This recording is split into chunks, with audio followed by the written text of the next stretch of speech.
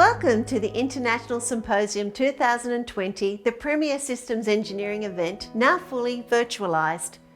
If anyone had suggested to me 6 months ago that I'd be giving my president's remarks from my home in Sydney, Australia, I would have been extremely surprised and slightly amused. However, we are in this situation, so please enjoy the International Symposium coming directly to you.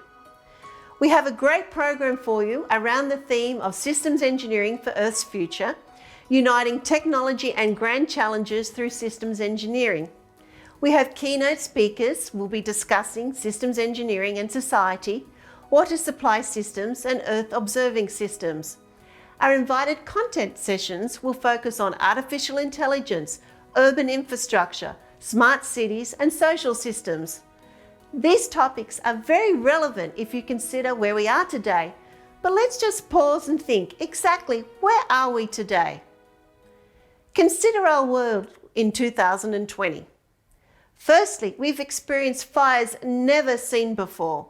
That map of Australia is roughly the same size as the 48 states of the USA and roughly the same size as Europe excluding Russia. Can you imagine that much of your land burning? And while the fires were still burning, COVID-19 raised its head, and we are still all learning to survive and live through this pandemic, which is now on all continents, but for one, the Antarctic. And if that was not enough, the surges of global demonstrations against violation and unequal treatment, against the unbalance of basic human rights exploded.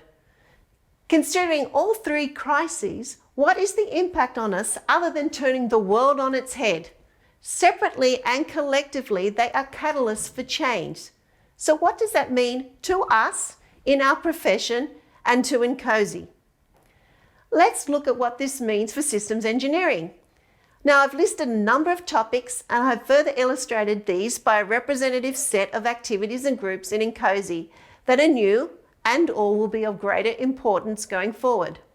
For example, the generation, use, exchange and ownership of information and data will be paramount. A model-based engineering approach will underpin much of the creation and manipulation of the data, and it is essential for this to progress the digital transformation. Think of situational awareness in support of creating a true picture of an event, and effectively and correctly responding to that event will become more and more important. Resilience and environmental sustainability will be expected. There will be no need to spell it out. It will be the norm. Specialties such as social science, environment and eco-design will become more widespread in our solutions. And the applications of all things system related to smart cities, smart nations, to grand challenges, and in particular the interdependencies across the sustainability goals will increase. And let's not forget our soft skills mastery. Without addressing these, we will not be able to adequately build teams, communicate our needs and our solutions, nor implement a transdisciplinary and integrative approach. If not mastered, we will have difficulty in influencing any outcome under the current environment. Now consider how IS2020 will operate going forward. We will of course continue with our working groups and we will keep conducting regular horizon scans of the future advancements in research, science, technology and engineering in order to progress and lead where possible. We have improved our IT performance and introduced new online applications and tools for our members to utilise. Our virtual outreach to other organisations, to our members and then to the public has increased. This symposium is a good example of this. Now, on a smaller scale, you can interact with others around the world through our community offerings, and that includes joining discussions through our LinkedIn group and our virtual system exchange cafes. We have also refined our membership programs to be more readily accessible through remote participation. A good example of this is the Technical Leadership Institute program, which is now a fully online program, and it started this with cohort 6 at the beginning of this month. These are only a few examples, but I thought it was a good sample set to illustrate how IS2020 has adapted and will continue to do so going forward. You may ask now, how do we make this happen? How do we progress from a systems engineering vision of 2025 to 2035, which is in work now, for another 25 years further to a vision of 2060, where we can shape the impact of change, strengthen collaboration, harmonize people and technology, advance technology and innovation, and sustain a world as we would like. We can do this by contributing to and collaborating on the many opportunities within IS2020. I am now going to quickly walk through 10 areas where you can get involved. Each of these have been impacted by the events of 2020 and each have adjusted to continue to thrive. Let's start with chapters. There is potentially a lot of local activity that you can partake in. Working groups. Consider how you can help shape the future of systems engineering and collaborate with individuals and groups worldwide.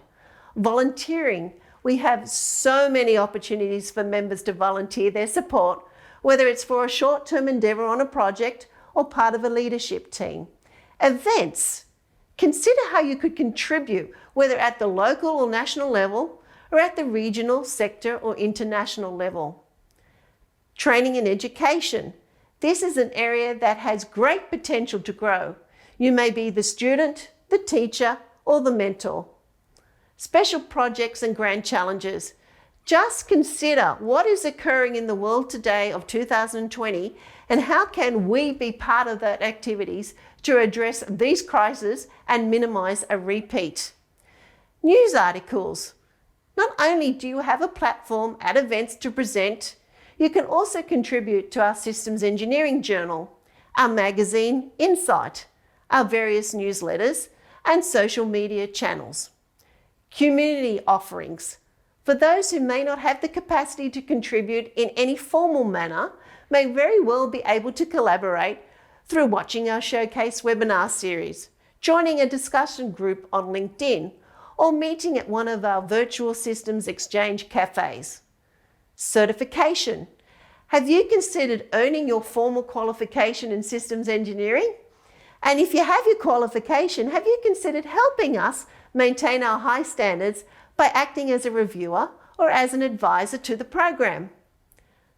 Corporate Advisory Board membership. For those who work for an organisation, have you considered the value your employer would get by being a member of the IS2020 Corporate Advisory Board, i.e. the CAB? And if your organisation is already a CAB member, what could be done which is of mutual benefit to your organisation and IS2020? So I hope you can see there's many opportunities to get involved. Before I move on, I would like to recognise two valuable members of our IS2020 family who have recently passed away. Each gentleman contributed to a number of the areas I have just walked through. Firstly, George Friedman. He was a founding member of IS2020. He was well liked and respected, and I'm told always had a twinkle in his eye. You can see from his accolades how influential he was to IS2020 and to the world on systems engineering. Likewise, Jack Ring. He was an unforgettable character with the ability to make one nervous, but at the same time energized, as you were never quite sure what to expect, but it would be worth the experience. He was inspirational and controversial intentionally, so you would think more broadly of the problem. To George and Jack, you will be missed. Now moving forward, I have the pleasure of announcing quite a few new products that are either available now in our IS2020 store or soon will be. We have an Automotive Vision 2025 developed by our Automotive Working Group. There is the Continuous Iterative Development Measurement Framework, a collaboration between PSM, NDIA and IS2020. There is the MBSE Maturity Survey Report produced by IS2020, NDIA and CERC. We have the Systems of Systems Quick Reference Guide developed by the Systems of Systems Working Group, And lastly, and in collaboration with PPI, the Systems Engineering Tools Database. We have also started to make more accessible our webinars with the inclusion of English subtitles. And we now have our first webinar with Mandarin subtitles, the popular MBSE Demystified webinar. There are so many more products in the pipeline, so if you are interested in contributing, please let us know. I would also like to celebrate a number of anniversaries across INCOSE. We have the 5th anniversary of the Sigma Theta Mu Systems Engineering Honour Society, founded at the INCOSE 25th Annual Symposium in 2015. We have a number of chapters celebrating their 10th anniversary.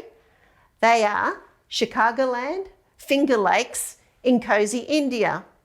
And in my part of the world, the Systems Engineering Society of Australia, CESA, is celebrating its 25th anniversary. And of course, let's not forget it's INCOSE's 30th anniversary. From our inception in 1990 to now, we have evolved and transformed in a technical society of 18,000 members, steadily growing in numbers, in footprint, and in influence. Happy 30th birthday, INCOSE. And if you haven't already done so, please go and watch the great video celebrating this milestone. I would now like to finish with a simple message. Enjoy the International Symposium 2020. You have a front row seat with the ability to participate live, or if you wish, over the next 2 weeks at your own leisure. And if you see me in the event cafe, say hello. On that note, keep well, keep safe. Thank you.